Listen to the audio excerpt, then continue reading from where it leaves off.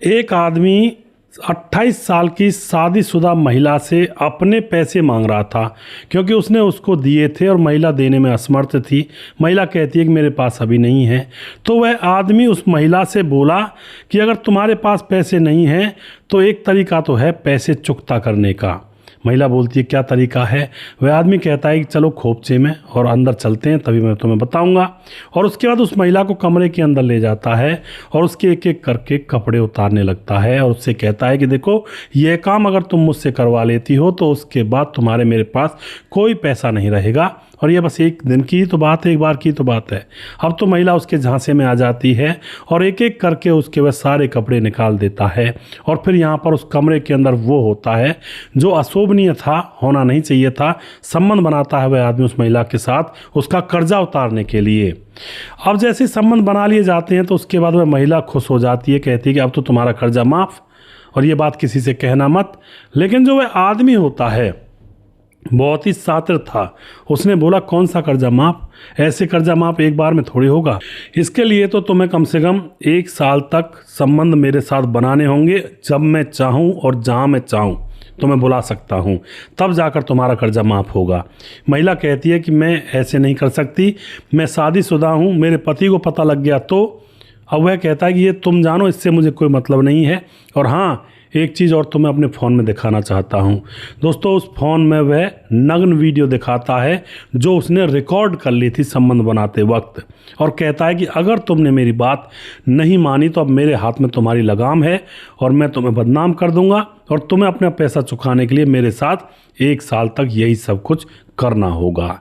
अब तो दोस्तों यह सुनकर के महिला का चेहरा पीला पड़ जाता है, पसीने से भीग जाती है और उसके बाद जब वह सोचती है कि बार बार आना पड़ेगा तो उसके मन में न जाने क्या क्या विचार आते हैं। और फिर इस कहानी के अंदर 2 लोगों की हत्याएं भी होती हैं। आखिर क्या मामला था, क्या ये कहानी? बहुत ही रोचक कहानी है और इंटरेस्टिंग होने वाली है। इसको पूरा ज़रूर सुनिएगा और इस कहानी से सीख मिलती है हमें कि दूसरे लोगों से इतना पैसा कर्जा औरत को नहीं लेना चाहिए। हालांकि लेना तो पुरुष को भी नहीं चाहिए, लेकिन औरत के ऊपर कुछ ज़्यादा गड़बड़ियाँ हो सकती हैं। नमस्कार, मैं हूँ सुदेश कुमार। दोस्तों, यह घटना इंदौर यानी कि मध्य प्रदेश के अंदर इंदौर पड़ता है। इंदौर के अंदर नंदा नगर है और वहाँ पर 9 दिसंबर 2023 को यह घटना होती है। क्या हुआ था, पूरा परिवार जो था यहाँ पर उसकी भी जानकारी दूंगा। एक रवि ठाकुर नाम का एक शख्स होता है जिसके घर में 2 पत्नियां हैं, 4 बच्चे हैं। 2 पत्नियां उसने की हुई हैं।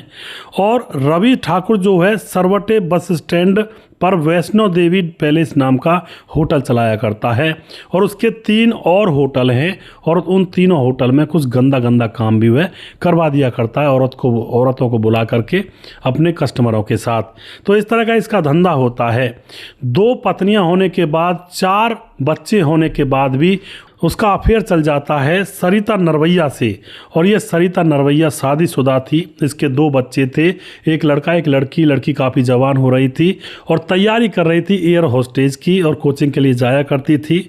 अब दोस्तों, यह आशिक नगर में ब्यूटी पार्लर चलाया करती थी सरिता नरवैया और एरोड्रम इलाके में किराए का घर लेकर के उस अशोक नगर में रहा करती थी। और दोस्तों, यहाँ पर जो रवि ठाकुर होता है उसने ही अपनी प्रेमिका को इस एरोड्रम इलाके में किराए का मकान दिलवाया था और वहीं पर इसको रखता था। वो क्यों दिलवाया था? क्योंकि इन दोनों का अफेयर जब चल रहा था तो 1 साल पहले इस सरिता नरवैया के पति के से साथ झगड़ा होता है और फिर पति इनसे दूर चला जाता है। उसके बाद यह सरिता नरवैया और इसके 2 बच्चे अब रवि ठाकुर के कहने पर एक किराए के मकान में रहते हैं और रवि ठाकुर वहाँ पर हाजिरी लगा जाया करता है। तो इस तरह से इनका मामला चल रहा होता है, कोई दिक्कत नहीं, कोई परेशानी नहीं है। अब 2 पत्नियां हैं, एक प्रेमिका है रवि ठाकुर की। अब जो प्रेमिका सरिता नरवैया है वह अपना ब्यूटी पार्लर चलाया करती है। कौन सी जगह? आशिक नगर में ब्यूटी पार्लर चलाती है। अब क्या होता है दोस्तों, 9 दिसंबर को 2023 का दिन था। एरोड्रम के इलाके में जो सरिता नरवैया होती है उसके घर में 2 हत्याएं होती हैं और दोनों के गले काटे गए थे। एक तो था रवि ठाकुर और एक थी उसकी प्रेमिका सरिता नरवैया। सरिता नरवैया के घर में दोनों बिना कपड़ों के निर्वस्त्र हालत में पड़े हुए थे और गले पर निशान था। अब उसके बाद क्या होता है, पुलिस आती है, तलवार चाकू वहाँ पर मिलते हैं जिनसे इनको मारा गया था। तलवार पुरानी थी, जंग लगी लेकिन वो मुड़ी हुई थी और हमलावर तकरीबन 2 तो होने ही चाहिए, यह पुलिस अनुमान लगा रही थी। 2 या 2 से ऊपर भी हो सकते हैं, यह पुलिस का अनुमान था और दोनों नग्न पड़े हुए थे। उसके बाद दोस्तों सरिता की जो बेटी होती है वह कोचिंग के लिए गई हुई थी, तो वापस आती है तो माँ और उसका प्रेमी मरे हुए मिलते हैं और पुलिस को वह बताती है कि जब मैं कोचिंग में थी तो मेरे फ़ोन पर माँ के फ़ोन से मैसेज आया था कि बेटी जल्दी आ जाओ, हमें कुछ लोग मार रहे हैं। और उसके बाद जब बेटी कुछ देर बाद घर आती है तो घर पर उसकी माँ और माँ का प्रेमी जिसका नाम रवि ठाकुर है मृत अवस्था में नग्न हालत में पड़े हुए मिलते हैं। तो इस तरह से यह लड़की पुलिस को बताती है और वो बताती है कि वह एयर होस्टेज का कोर्स कर रही है, वहाँ पर गई हुई थी, पीछे से यह कांड उसके घर में हो गया है। अब यहाँ पर क्या होता है, पुलिस जांच पड़ताल आगे बढ़ाती है। पहले तो डेड बॉडीज़ को अपने काबू में लेकर उनको पोस्टमार्टम के लिए भेजा जाता है और उसके बाद उस घर के आसपास लगे हुए सीसीटीवी कैमरों को खंगाला जाता है और यहाँ पर देखा जाता है कि उन दोनों के फ़ोन भी वहाँ से गायब थे। अब सीसीटीवी कैमरों को खंगालने पर पुलिस को पता लगता है कि यहाँ पर 2 लोग आए थे, एक नितिन और एक ममता। जो ममता होती है वह ब्यूटी पार्लर में जाया करती थी, सरिता के यहाँ पर ब्यूटी पार्लर में। और दोस्तों अब इन दोनों को पकड़ लिया जाता है और पकड़ने के बाद सख्ती से पूछताछ की जाती है दोनों पति पत्नियों से। ये दोनों पति पत्नी थे, नितिन और ममता, दोनों ही उस घर में आए थे। जब इनसे पूछताछ की जाती है तो ये कहते हैं कि हाँ जी हमने ही ये कांड किया है। अब उसके बाद पूरी कहानी पुलिस पूछती है कि तुमने ये कांड आखिर क्यों किया है। तो जो ममता होती है वह बताती है कि मैं जैसे ही सरिता के ब्यूटी पार्लर पर जाया करती थी तो हम दोनों पति पत्नियों को पैसों की काफ़ी ज़रूरत थी, तो मैंने सरिता से बोला मुझे कुछ पैसों की ज़रूरत है, क्या आप पैसे दे दोगी। लेकिन दोस्तों सरिता कहती है कि मैं पैसे तुम्हें अपने जानने वाले रवि ठाकुर से दिलवा दूंगी, तुम चिंता मत करो, बस वो ब्याज वगैरह लेते हैं तो ब्याज वगैरह दे देना और टाइम पर पैसे चुका देना। जो ममता होती है वह तैयार हो जाती है और उसके बाद ब्यूटी पार्लर वाली सरिता जो होती है अपने प्रेमी रवि ठाकुर से इसको पैसे दिलवा देती है। पैसे लेने के बाद उधार पैसे थे। अब दोस्तों क्या होता है, कुछ दिन गुजरते हैं, टाइम भी हो जाता है, लेकिन ममता पैसे वापस नहीं दे पाती है। ममता वापस पैसे नहीं दे पाती है तो रवि ठाकुर पैसे मांगने लगता है। ममता उसके सामने गिड़गिड़ाने लगती है, कहती है कि मेरे पास अभी नहीं है, बाद में दे दूंगी। लेकिन जो रवि ठाकुर होता है उसको एक कमरे में ले जाता है, कहता है कि मेरे साथ संबंध बना लो, तुम्हारे पैसे माफ हो जाएंगे। अब इस बात को देखकर वह संबंध बना लेती है, सोचती है कि एक बार में क्या जाता है, ना मेरे पति को पता चलेगा ना कुछ, और पैसे भी चुकता हो जाएंगे। अब उसके बाद जब संबंध बनाए जाते हैं तो रवि ठाकुर उसकी वीडियो भी बना लेता है और उसके बाद वीडियो से ब्लैकमेल करने लगता है कि मैं इस वीडियो को वायरल कर दूंगा, अगर तुमने मेरी बात नहीं मानी तो मैं साल भर मेरे साथ आना होगा और जिस होटल में मैं तुम्हें बुलाऊं उस होटल में दूसरे लोगों को भी खुश करना पड़ेगा, तब जाकर तुम्हारे पैसे कंप्लीट उतरेंगे। अब तो इस तरह का माहौल ये है, जो ममता होती है डर जाती है, उसके चुंगल में फंस जाती है। एक बार उसके साथ संबंध बनाए थे, उसके बाद वह बार बार इसके साथ संबंध बनाता था, फ़ोन पर चैट करता था कि अब आ जाओ, होटल में आ जाओ, होटल में ग्राहक आ चुके हैं। इस तरह से काम पर लगा दिया था इसने इस ममता को, क्योंकि उसको पैसे वसूलने जो थे। अब ममता को भी लग रहा था कि चलो काम ऐसे निकल जाए तो ही ठीक है। अब दोस्तों यहाँ पर चैटिंग होती थी, सब कुछ बातें व्हाट्सएप पर होती थी। एक दिन की बात होती है, ममता का जो पति होता है जिसका नाम नितिन होता है, वह अपनी पत्नी ममता के फ़ोन को देख लेता है और इन दोनों की गंदी चैटिंग का उसे पता लग जाता है और उसे ये भी पता लग जाता है कि उसकी पत्नी होटलों में ग्राहकों को खुश करने के लिए जाने लगी है। नितिन अपनी पत्नी ममता से लड़ाई करता है, दोनों के बीच में झगड़ा होता है। अब जो ममता होती है उसका सब्र का बांध टूट जाता है और वह पति के सामने रोने लगती है और बताती है कि जो हमने पैसे लिए थे ना, उन पैसों का हमसे इंतज़ाम नहीं हुआ, उन्हीं पैसों की कीमत चुका रही हूँ मैं। अब तो यह सारी बात सुन करके नितिन की अकल ठिकाने आ जाती है कि किसी से पैसे लेकर के ना देना इतना भारी भी पड़ सकता है। अब तो नितिन को बहुत गुस्सा आता है और उसके बाद नितिन अब उस रवि ठाकुर को मारना चाहता है। उसके फ़ोन पर फ़ोन करता है, उसको धमकियाँ देता है, गाली गलौज करता है। लेकिन दोस्तों रवि ठाकुर अब उस नितिन के फ़ोन को ब्लॉक कर देता है और अब साथ में ममता के फ़ोन नंबर को भी ब्लॉक कर देता है। लेकिन दोस्तों यहाँ पर ये दोनों पति पत्नी अब प्लानिंग करते हैं कि अगर हमने बदला नहीं लिया तो बस बेइज्जती है हमारी, तो इस तरह से इसने तेरे साथ किया है, हमारी तो इज्जत के साथ खिलवाड़ किया है, इसको हम जान से मार देंगे। और दोनों प्लानिंग के तहत दोस्तों 9 दिसंबर 2023 को पहुंच जाते हैं सरिता के घर पर। तो वहां जाकर के सरिता के घर पर जाकर के वह उसके कपड़े उतरवाते हैं, उसको डराते धमकाते हैं और उसकी हत्या कर देते हैं तलवार और चाकू से। और उसके बाद सरिता के फ़ोन से ही मैसेज किया जाता है रवि ठाकुर को कि आ जाओ, मैं घर में अकेली हूँ, बेटी तो पढ़ने गई है, आ जाओ, संबंध बनाएंगे, मन कर रहा है। तो इस तरह से रवि इसके चाल में आ जाता है। वह तो यही सोच रहा था कि मेरी प्रेमिका सरिता नरवैया मुझे बुला रही है, और वह बाइक लेकर के वहाँ पर पहुँच जाता है। और जैसे ही वह घर के अंदर प्रवेश करता है तो पीछे से उसके ऊपर यह दोनों पति पत्नी चाकुओं से और तलवारों से वार कर देते हैं। उसको बोलने का मौका तक नहीं देते और ना ही उसकी प्रेमिका सरिता को बोलने का मौका दिया था, और उसकी हत्या कर दी जाती है। अब दोनों वहाँ पर मृत पड़े हुए थे, उसके कपड़े निकाल दिए जाते हैं, उन कपड़ों को मतलब निर्वस्त्र उनको कर दिया जाता है। उसके बाद ये वहाँ से चुपचाप निकलते हैं। इनके खुद के कपड़े भी खून में थोड़े बहुत सन गए थे, तो चादर लपेट कर वापस आकर के उन दोनों के फ़ोन को भी ले आए थे ये, और आकर के घर अपने कपड़ों को जला देते हैं छत पर जाकर के। और उसके बाद उनके फ़ोन को अपने पास ही रखते हैं। और उसके बाद क्या होता है दोस्तों, यहाँ पर जब पुलिस इनसे पूछताछ करती, सारा राज खुलता है, तो उन दोनों के फ़ोन भी लिए जाते हैं, और जहाँ कपड़े जले थे वहाँ जाकर के वो राख वगैरह भी उठाई जाती है।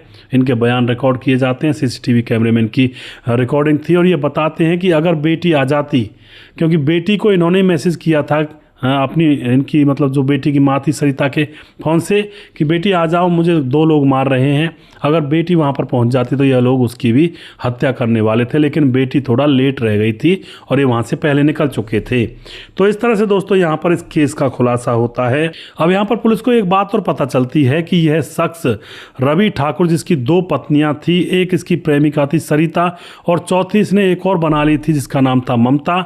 यह जो शख्स था, इसके जितने होटल थे उन होटलों में गंदा काम करवाता था, और उन होटलों में यह महिलाओं को जैसे पैसे दे दिया करता, और महिलाएं जब उल्टा नहीं चुकता कर पाती थी तो उनको फिर काम पर लगा लिया करता था कि तुम्हें मेरे होटल में आना पड़ेगा और कस्टमरों को संभालना पड़ेगा, समझो उसके बदले में तुम्हारे पैसे चुकता हो गए। इस तरह से इसने जाल फैलाया हुआ था। इस तरह से ये महिलाओं को अपने जाल में, गंदे जाल में फंसाया करता और होटल में गंदा काम करवाया करता। यानी कि कुल मिलाकर के जो रवि ठाकुर था, ये अय्याश टाइप का आदमी था। अरे भैया, जिसकी अपनी 2 पत्नियों से भी उसका मन नहीं भर रहा, तीसरी प्रेमिका उसने रख ली अपने खर्चे पर, और चौथी को भी फंसा लिया, और न जाने किस किस के साथ मुंह काला करता होगा, कितनी औरतों को पहले भी फंसाया होगा। उनको फंसाने से पहले खुद भी मज़े लेता था और उसके बाद होटल में परोसा करता था और लोगों के सामने। तो आप सोच सकते हैं ये कैसी मानसिकता का आदमी था, और इसकी प्रेमिका भी इसकी जैसी ही थी। और मैं ये नहीं कहूँगा कि भाई ममता ने और उसके पति ने, नितिन ने सही किया, उन्होंने भी गलत किया, अब ज़िंदगी भर वो जेल में रहेंगे। तो ऐसे ऐसे कांड हो जाते हैं दोस्तों देश और दुनिया के अंदर। तो बार बार मैं कहता हूँ भाई, इन चीज़ों से सीख लिया करें। जो ये कहानी लेकर आप लोगों के समक्ष में आता हूँ, इनमें बहुत सारी चीज़ें ऐसी होती हैं जिनको हम सीखेंगे, अपने जीवन के ऊपर अप्लाई करेंगे तो हमारे जीवन में ऐसी घटना घटित होने से बच जाएगी। तो इसमें यही सीखने को है कि भाई, औरत को तो किसी से पैसे ऐसे उधार लेने नहीं चाहिए, वरना तो कोई भी औरत का फ़ायदा उठा सकता है।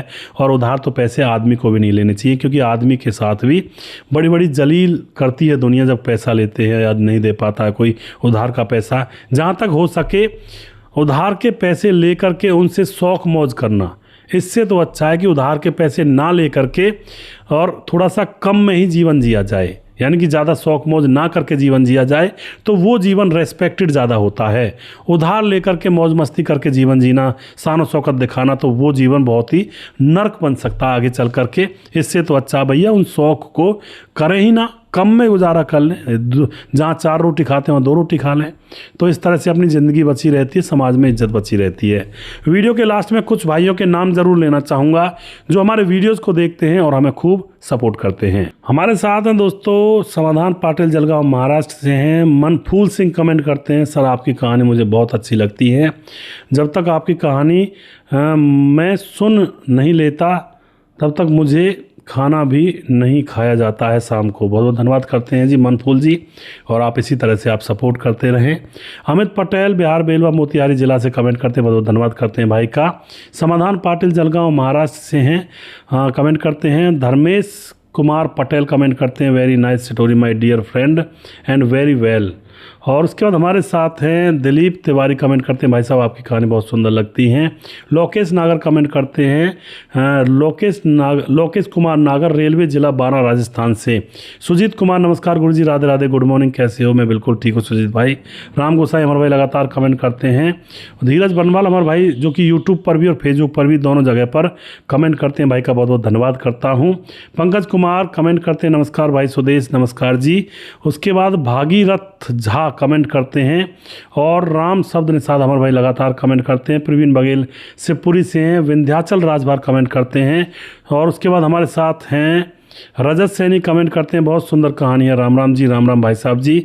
मोनू जैन कमेंट करते हैं। संजीव कुमार नेपाल से हैं। संतोष ओझा कमेंट करते हैं, और राजेश कुमार कमेंट करते हैं, और उसके बाद हमारे साथ संतोष ओझा दोबारा से हैं। सूरज डी हमारे भाई लगातार फिजी से कमेंट करते हैं, भाई का बहुत बहुत धन्यवाद करता हूं। राधेश्याम शर्मा सिरसी जयपुर राजस्थान से हैं। राजकिशोर चौरसिया महाबलेश्वर महाराष्ट्र से हैं। राम मोहम्मद यासीन लाहौर पाकिस्तान से हैं। मुकेश कुमार यूपी तिरासी कमेंट करते हैं। उसके बाद दुर्योधन भाई कमेंट करते हैं, और उसके बाद हमारे साथ हैं छगनदास खारडाबांध राजस्थान से हैं। और उसके बाद हमारे साथ हैं सुशील चौधरी हमारे भाई लगातार कमेंट करते हैं, और हमें खूब ही अप्रिशिएट करते हैं।